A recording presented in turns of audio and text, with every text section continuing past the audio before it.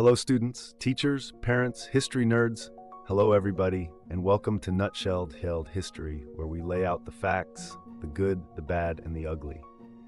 Today, we are going to continue our Ancient Civilization series by looking at the Roman Republic.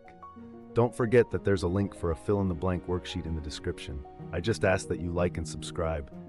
I apologize for any mispronunciations ahead of time. I do my best. All right, let's go. Rome's location on the Italian peninsula, centrally located in the Mediterranean Sea, benefited the Romans as they expanded. Italy also had wide, fertile plains, which supported a growing population. Rome was built on 7 hills near the Tiber River. Romans shared the Italian peninsula with Greek colonists and the Etruscans, a people who at one time ruled most of central Italy. The Romans learned from the Etruscans, studying their engineering techniques and adapting their alphabet. In 509 BC, the Romans ousted their Etruscan ruler and founded Rome.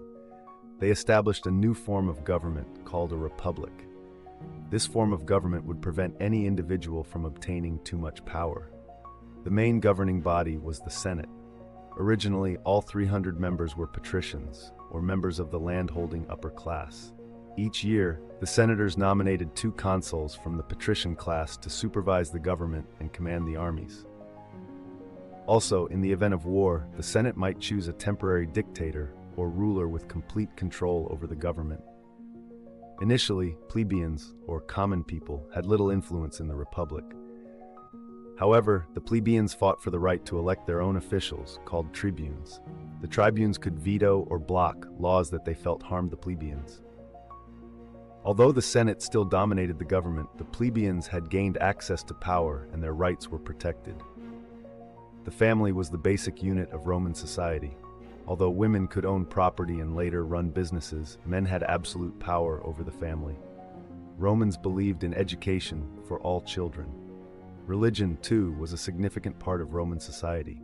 By 270 BC, Rome controlled most of the Italian peninsula. This was due mainly to a well-trained army.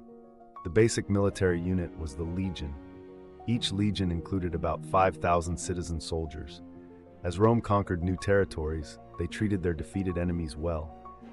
As long as conquered peoples accepted Roman rule and obeyed certain laws, the Romans allowed them to maintain their own customs and governments.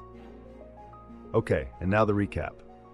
Rome had the ultimate real estate deal: prime location in the Mediterranean, fertile lands for food, and 7 scenic hills by the Tiber River. They learned a thing or two from their Etruscan landlords before kicking them out in 509 BC and setting up a republic, because one-man rule was so last season. The Senate, packed with rich patricians, ran the show, but the plebeians eventually muscled in with their own reps, the tribunes, who could veto unfair laws. Roman families were all about discipline, education, and letting dad rule the roost. Meanwhile, Rome's powerhouse army was busy conquering Italy, treating defeated foes with a mix of diplomacy and play nice, or else. By 270 BC, Rome was the big boss of the peninsula, and they were just getting started. There you have it, folks. That is the Roman Republic nutshelled. Thanks for stopping by Nutshelled History.